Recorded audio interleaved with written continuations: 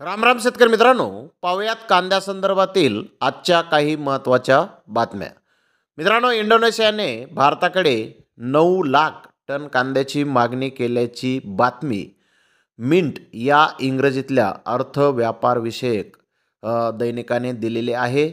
इंडोनेशियाने भारताकडे 9 लाख टन कांद्याची मागणी ही केलेली आहे. तर मित्रांनो, मागील 2-3 दिवसापासून केंद्र सरकार कांद्यावरील निर्यातबंदी उठवणार असल्याच्या बातम्याही येत आहेत.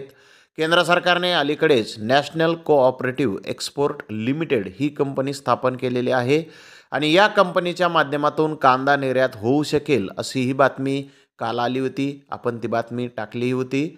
तर मित्रांनो, दुसरी बातमी आहे की केंद्र सरकारने कांदा निर्यात बंदी केल्यापासून कांद्याच्या दरात सातत्याने घसरण होत आहे. त्यामुळे कांदा निर्यात बंदी तात्काळ उठवावी अशी मागणी खासदार डॉक्टर अमोल कोल्हे यांनी केंद्रीय मंत्री पियुष गोयल यांना पत्र पाठवून केले आहे. याबाबत खासदार डॉक्टर अमोल कोल्हे म्हणाले, केंद्र सरकारने गतवर्षी 8 डिसेंबरला कांदा निर्यात बंदीचा आदेश जारी केला.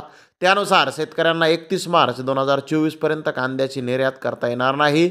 मात्र कांदा निर्यात बंदी केल्यापासून गेल्या 24-25 दिवसापासून कांद्याच्या दरात सातत्याने घसरण ही होत आहे.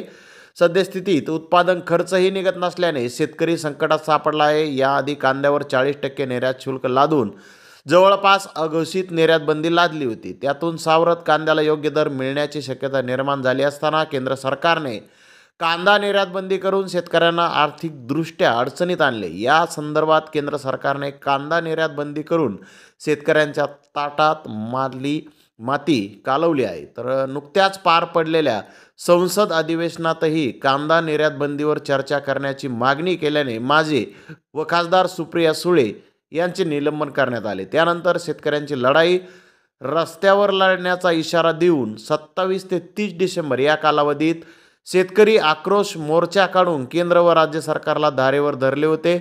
परंतु केंद्र सरकार निर्यात बंदी उठवण्यासाठी कोणतेही पावले उचलताना दिसत नाही.